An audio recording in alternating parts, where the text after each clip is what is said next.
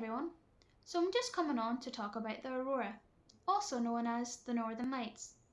Now many people believe you have to go to Iceland to see the Northern Lights, but that isn't always the case, because you can very much see them here in the UK, Ireland and further afield. So I'm going to talk about a few recommendations that I personally have that hopefully will enable you to capture and see the Aurora for yourselves. Now first of all, I recommend you download the Space Weather app, or at least check out their website. Go on to the Aurora activity and there you will see 4 graphs. The first is your solar wind speed, the second is your density, the third is the BT, which is the interplanetary magnetic field, your fourth is your BZ. Now I'm not going to complicate things here, I'm going to keep things basic, so we're focusing on the BZ for now. The BZ has to be south. The further south it is, the better aurora display you'll get, the stronger the storm. So it has to be south. Now don't get me wrong, it can fluctuate between north and south, but as long as it hasn't been sitting north for quite some time, then you've got a good chance of capturing the aurora. It has to be south, remember that.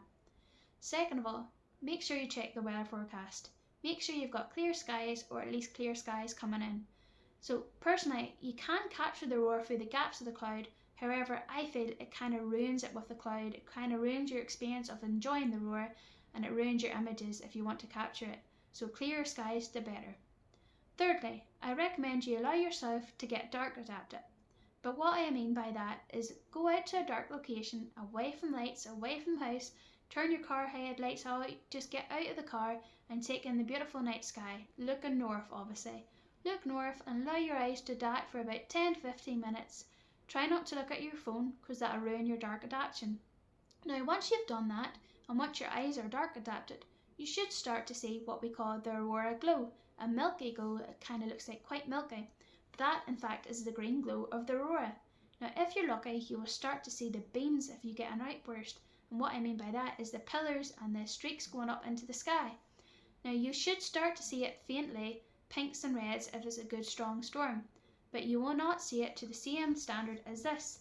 The reason being is because the camera catches more light than we, the naked eye, can see. So the camera has more sensors in it, so it basically picks up more light.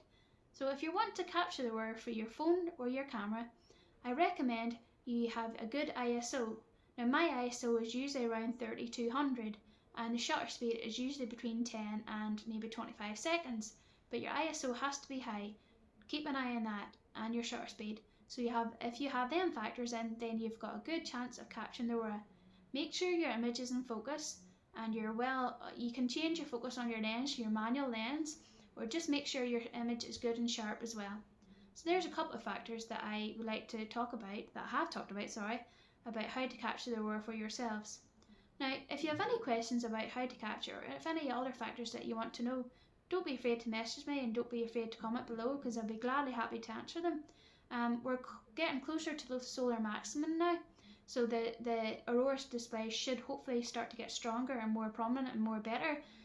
Last year I seen a G3 geometric storm, but there is G4 and G5 that are going to happen, and it's going to happen soon as we approach solar maximum.